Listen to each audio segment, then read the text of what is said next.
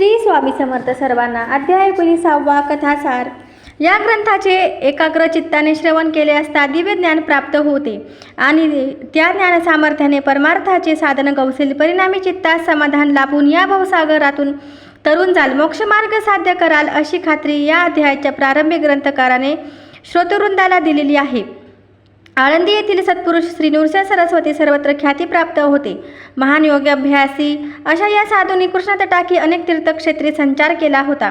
हठयोग साधनेमध्ये प्रावीण्य मिळवावे अशी त्यांची मनोमन इच्छा होती. मात्र ती फलद्रूप होण्याची संधी त्यांना लाभत नसल्याकारणाने ते अनेक ठिकाणी अनेक साधुवर्यांकडे फिरले. अनेक जपीतपी संन्याशांकडे विचारणा केली, मात्र त्यांच्या समस्येचे निराकरण कुणीही योग्य प्रकारे करू शकले नाही.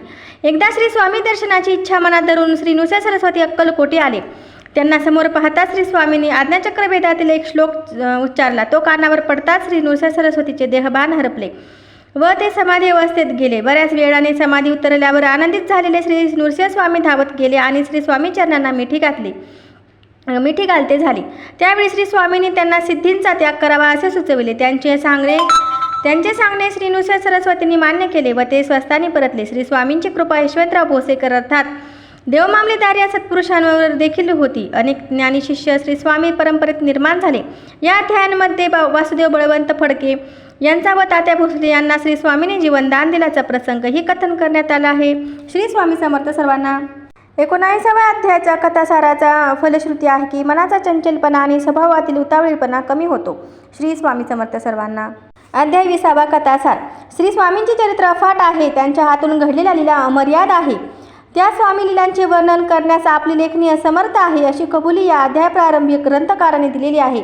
मात्र तरीही माझ्या अल्पबुद्धीने मला जितके शक्य आहे तितके श्री स्वामींचे गुणवर्णन मी करेन अशी ग्वाही देखील ग्रंथकार येथे देत आहे. एके दिवशी कुणी एक भक्त काही मनोकामना बाळगून श्री स्वामी दर्शनार्थ आला. तेव्हा श्री स्वामी त्याला म्हणाले, तू फकीरांना जेव घाल म्हणजे तुझ्या मनोकामना पूर्ण होतील. श्री स्वामी आज्ञेनुसार त्या भक्ताने पंचपक्वाने भोजन करून फकीरांना खाऊ घातले. सर्व फकीर पण तृप्त मनाने भोजन करून निघून गेले. तेव्हा त्यांच्या पानात राहिलेले उष्टे अन्न खाण्याची आज्ञा श्री स्वामींनी त्या भक्तास केली. मात्र त्या भक्तांच्या मनात फकीराचे उष्टे खाण्याविषयी शंका आली. त्याचवेळी भ्रमिष्ठ तिथे आला. तेव्हा श्री स्वामींनी तीच आज्ञा त्या भ्रमिष्ठाला केली.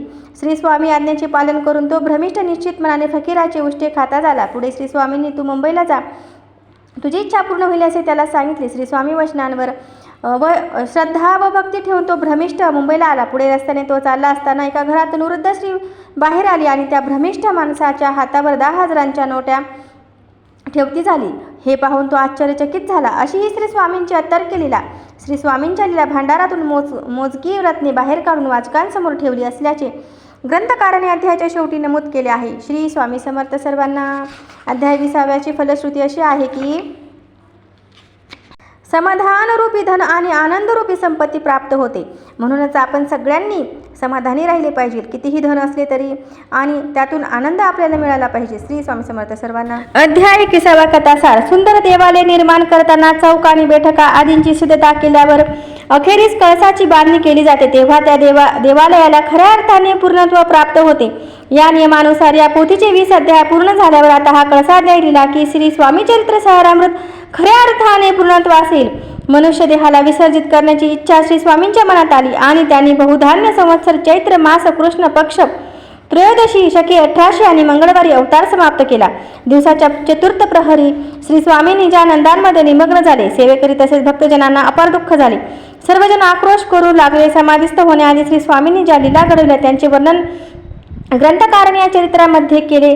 स्वतःविषयी माहिती देताना ग्रंथकार विष्णू बळवंत थोरात सांगतात की त्यांचा जन्म कोकण प्रांताच्या रत्नागिरी जिल्ह्यात पालशेत गावी झाला. नोकरीनिमित्त ते कोपली येथे आले आणि येथे त्यांचा परिचय शंकरशेठ यांच्यासोबत झाला. शंकरशेठ श्री स्वामी भक्त होते. त्यांच्यामुळेच थोरात श्री स्वामींकडे आकर्षित झाले आणि श्री स्वामी चरित्र लिहिते झाले. अखेरच्या अध्यायांमध्ये ग्रंथकार थोरात यांना श्री स्वामी चरित्र सारामृताची अवतरणिका दिलेली आहे.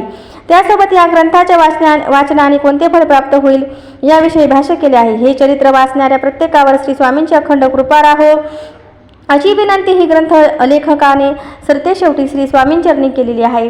श्री स्वामी समर्थ सर्वांना. सर्वांनी वेळात वेळ काढून ही स्वामी चरित्र कथासार तुम्ही सगळ्यांनी श्रवण केली तर अध्याय 21ची फलश्रुती अशी आहे की आयुष्याच्या अंतापर्यंत सद्गुरूंची अखंड कृपा दृष्टीची साथ लाभते. श्री स्वामी समर्थ सर्वांना. जय जय स्वामी समर्थ. अवधूत चिंतन. श्री गुरुदेव दत्त.